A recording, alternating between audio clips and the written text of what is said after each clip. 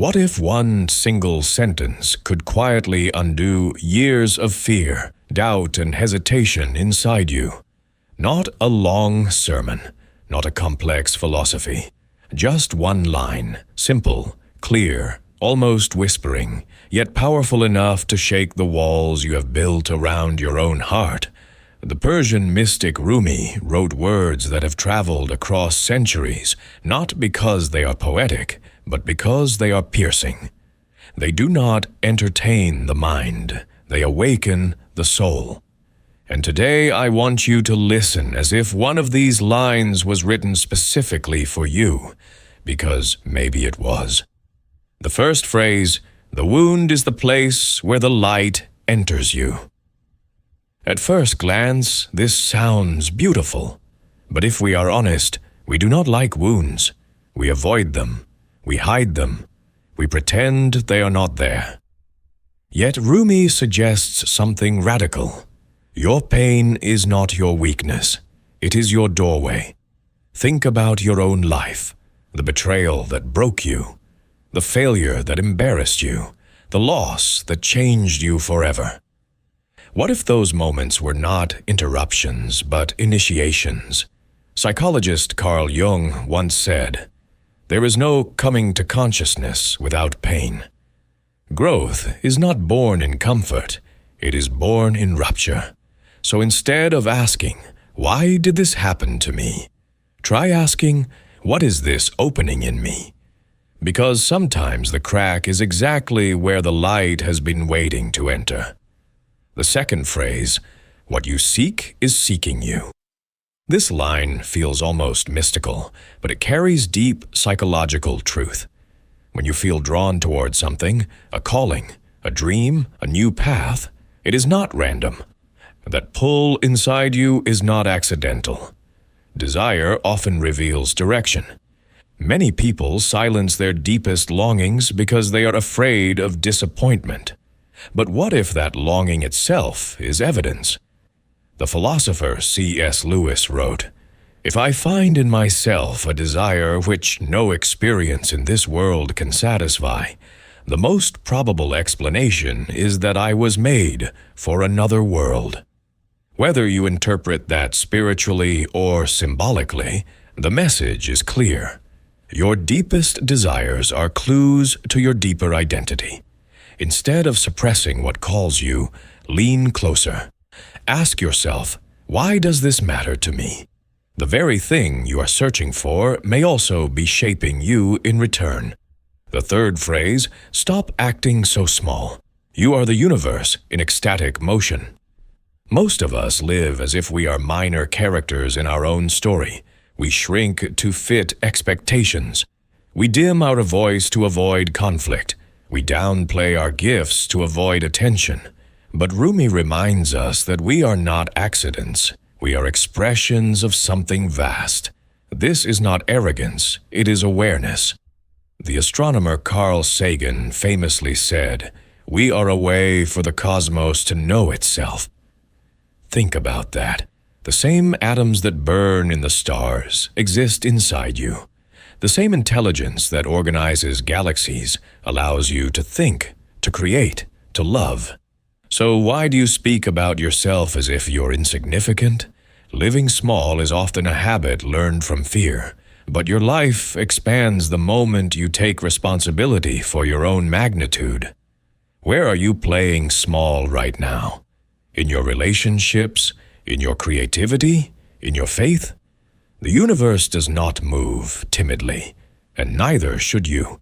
The fourth phrase, where there is ruin, there is hope for a treasure. Ruin is not poetic when you are inside it. It feels like collapse, divorce, financial failure, lost opportunities. But ruin strips illusions. It removes what was unstable.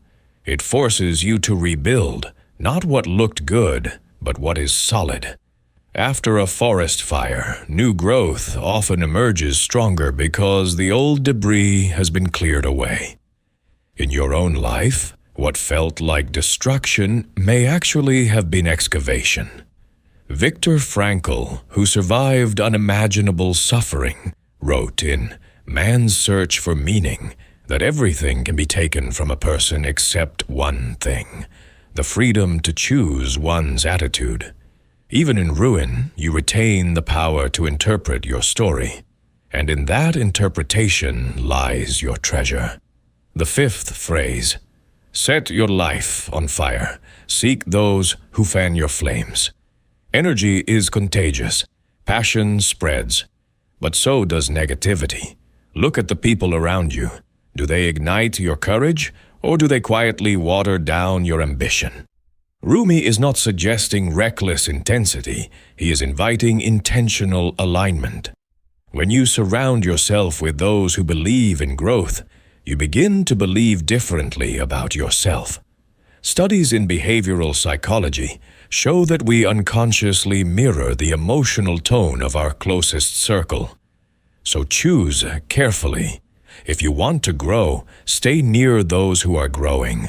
If you want peace, stay near those who value silence.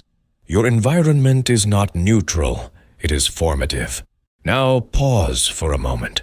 Notice how these phrases are not abstract poetry. They are invitations.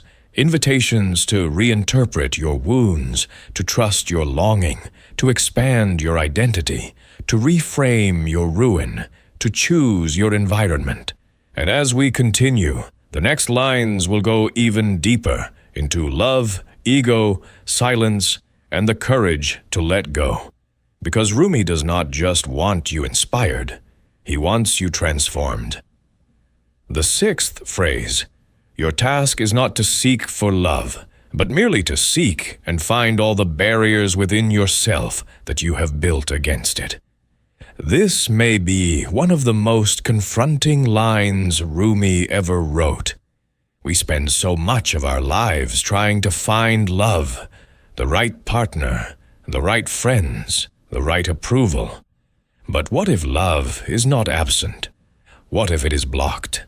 Think about how many walls you have built out of past disappointments.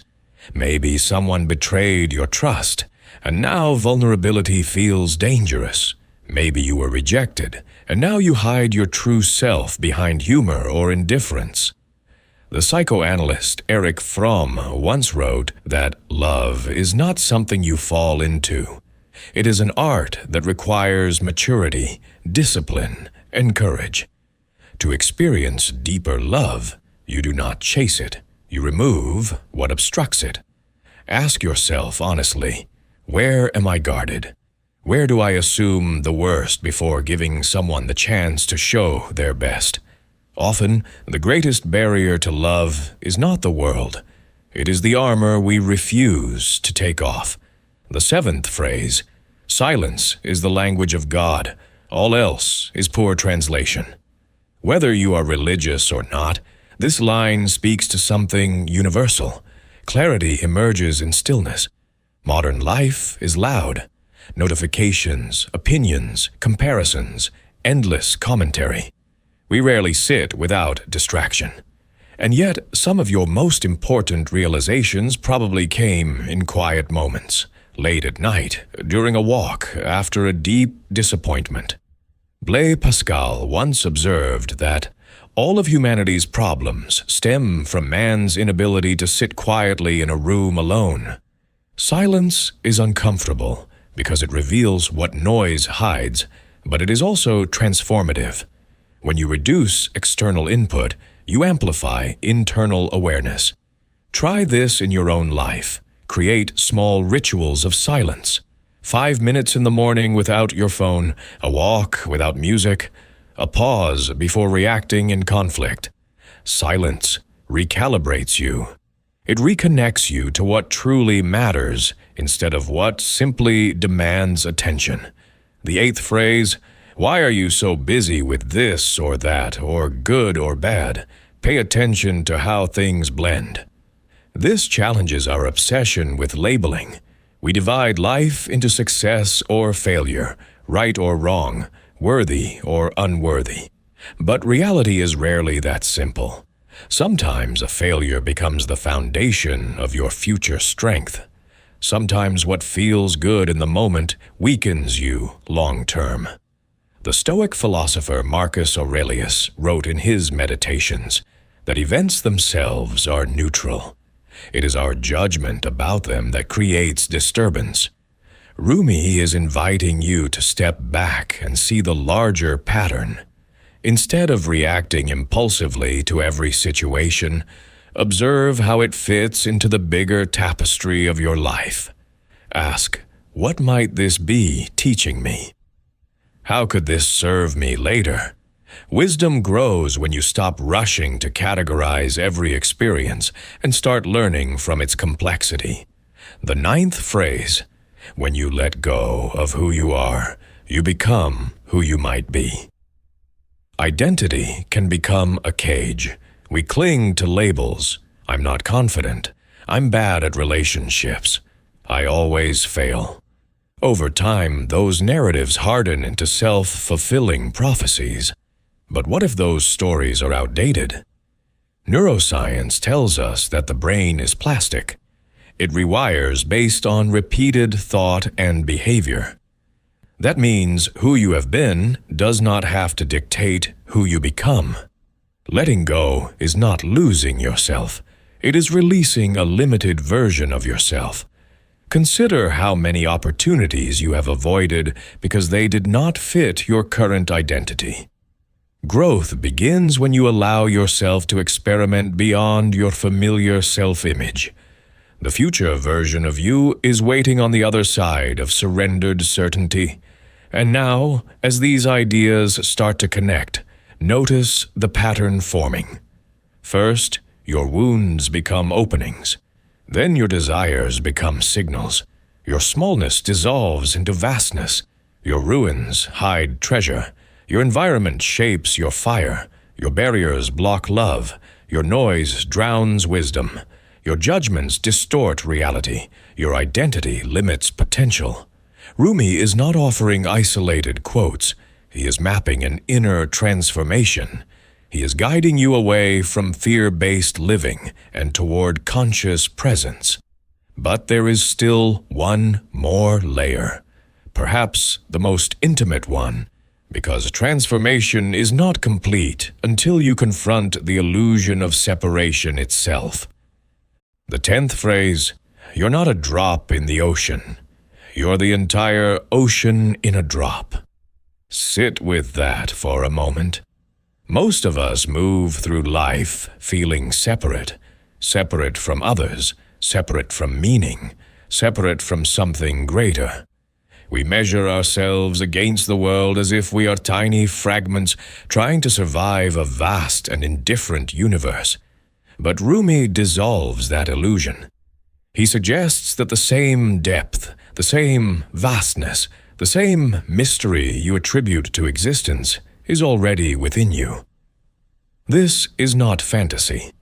The philosopher Alan Watts once explained that the sense of being a separate ego is a kind of social hypnosis, a mental construct reinforced by language and culture. When you begin to question that construct, something shifts. You stop living as a fragment competing for worth, and you begin living as an expression of wholeness. Think about how differently you would approach your life if you truly believed you were not lacking anything essential. Would you still chase validation with the same desperation? Would you still compare yourself so harshly? Would you still fear rejection as deeply? When you see yourself as a drop, you live in scarcity. When you recognize yourself as the ocean, you live in abundance. This does not mean you become passive. It means your actions flow from sufficiency rather than insecurity. You create not to prove, but to express. You love not to fill a void, but to share fullness. And now, if you look back at everything we have explored, you can see how these 10 phrases form a single path. Your wound becomes your opening. Your longing becomes your compass. Your perceived smallness dissolves into cosmic participation. Your ruin reveals hidden treasure. Your environment either fuels or weakens your flame. Your barriers determine your capacity to love. Your silence reconnects you to clarity. Your judgments soften into wisdom. Your identity expands through surrender. And finally, your separation dissolves into unity. Rumi's words endure because they do not merely inspire. They confront. They gently but firmly challenge the narratives you have been carrying for years. They ask you to examine your fear, your ego, your attachments, your assumptions. And this examination is not meant to shame you. It is meant to free you. The spiritual teacher Thich Nhat Hanh often said that understanding is the foundation of love. When you understand your suffering, it transforms. When you understand your conditioning, it loosens its grip. When you understand your true nature, fear begins to dissolve. So let me ask you something personal. Which of these phrases touched you the most? Was it the idea that your wound is an entrance for light? That what you seek is seeking you? That you have been acting smaller than you truly are? Or was it the realization that you are not merely surviving inside the universe, but participating as it? Do not let these words remain poetic decoration. Choose one, just one, and apply it deliberately this week. If you resonate with silence, create space for it daily. If you resonate with letting go, release one outdated story about yourself. If you resonate with removing barriers to love, practice one act of honest vulnerability. Transformation is never instant. It is gradual, subtle, repeated, but it begins with awareness. And awareness begins with a sentence that pierces through distraction. That is the power of Rumi. Not to entertain your mind for a few minutes, but to awaken something ancient and courageous inside you. If this reflection stirred something within you, I invite you to stay on this journey. Subscribe to the channel so you do not miss the next exploration into wisdom that transforms the way we see ourselves and the world. Give this video a like if one of these phrases spoke directly to your heart. It helps this message reach others who may need it, and share it with someone who is walking through a wound, a ruin, or a season of searching. You never know which sentence might become the light entering their life.